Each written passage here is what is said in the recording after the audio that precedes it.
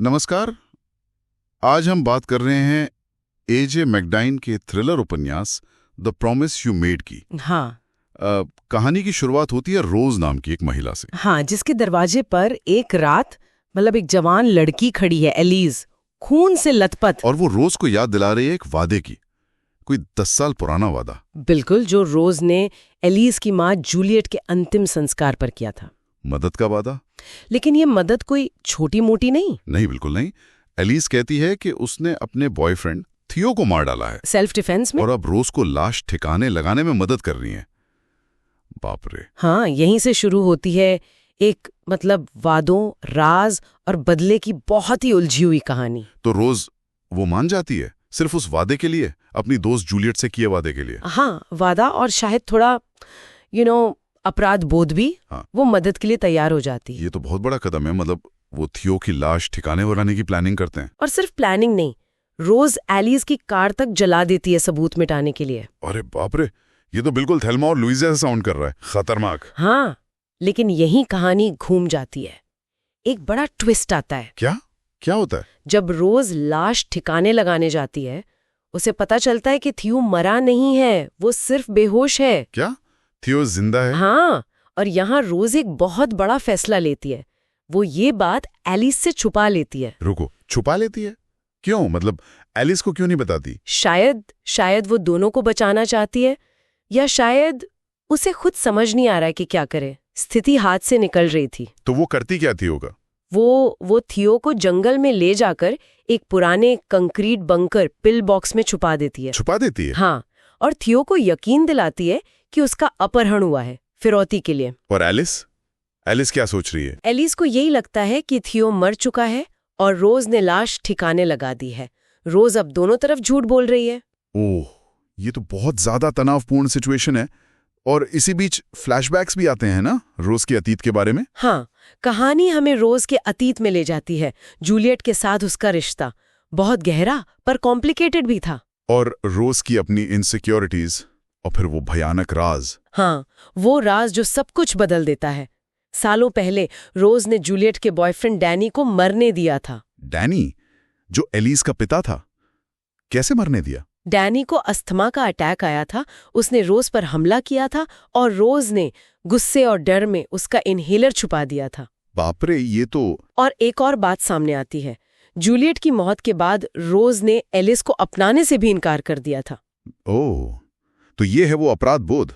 शायद इसीलिए वो अब एलिस की मदद कर रही थी। कितना कॉम्प्लिकेटेड है ये सब। बिल्कुल। और ये अतीत उसके आज के फैसलों पर बहुत भारी पड़ रहा है। लेकिन कहानी यही नहीं रुकती।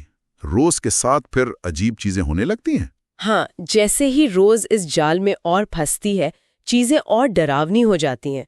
उसे धमकी भरे खत मिलने लगते हैं। खत? कैसे खत? धमकी वाले। फिर उसके घर में कोई घुसकर तोड़फोड़ करता है। और सबसे दुखद, क्या? जहरीले लिली के फूल कोई उसके घर में रख जाता है, जिससे उसकी प्यारी बिल्ली दीना मर जाती है। नहीं, ये कौन कर रहा है? थियो? क्या वो बच निकला? रोज को भी यही शक होता है। या तो थियो बदला ले रहा है, या फिर उसके चैरिटी के काम से जुड़ा कोई पुराना दुश्मन, रॉय मैथ्यूज। रहस्य और डर बढ़ता ही जाता है। और फिर सच सामने आता है क्लाइमैक्स में। हाँ, और वो सच चौंकाने वाला है। क्या है वो सच? ये सब एलिस की साजिश थी। एलिस? क्या? लेकिन क्यों बदला? हाँ, बदला। एलिस को अपनी माँ जूलियट का लिखा एक खत मिला था। खत? उसमें क्या था? उसमें लिखा था कि डैनी की मौत में शायद रोज का हाथ था, और ये भी कि रोज ने एलिस को क्यों नहीं अपनाया था। तो एलिस को सब पता चल गया था। हाँ, और उसने बदला लेने के लिए ये पूरा जाल बुना। थियो की हत्या का नाटक, घर में तोड़फोड़, वो लिली के फूल, सब कुछ रोज को फंसाने के लिए था। थियो की हत्या में फंसाने के लिए? बिल्कुल। और एलिस ये भी मानती है कि थियो के साथ रिश्ते में वो विक्टिम नहीं थी, बल्कि वही ज्यादा कंट्रोलिंग थी। अरे बाप रे, कहानी पूरी पलट गई। तो फिर क्या हुआ? एलिस का क्या हुआ? पुलिस? एलिस रोज को धमका कर चली जाती है। पुलिस जांच शुरू करती है, लेकिन तभी क्या? थियो फ्रांस में जिंदा मिल जाता है। जिंदा? तो फिर? वो पुलिस को बताता है कि उसका अपहरण हुआ था, जो कि रोज की कहानी का हिस्सा था, हालांकि आधा सच था वो। इससे रोज पर से शक हट जाता है। और एलिस? एलिस डोमिनिकन रिपब्लिक भाग जाती है, ऐसी जगह जहां से प्रत्यर्पण मतलब एक्स्ट्रेडिशन बहुत मुश्किल है। तो रोज कानूनी तौर पर बच गई, लेकिन थियो कैसे मान गया चुप रहने को? ये एक और राज है।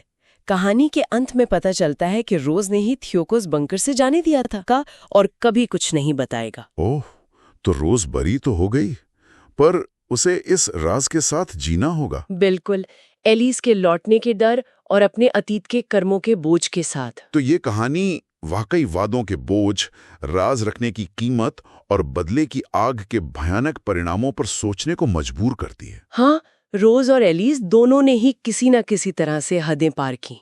सही और गलत के बीच की रेखा बहुत धुंधली हो जाती है यहाँ। ये हमें ये भी सोचने पर मजबूर करता है कि हम अपनों की रक्षा करने या अन्याय का बदला लेने के लिए किस हद तक जा सकते हैं। और क्या रोज अब वाकई सुरक्षित है? भले ही वो कानूनी पछड़े से बच गई, पर क्या वो कभी मानसिक शांति पा सकेगी?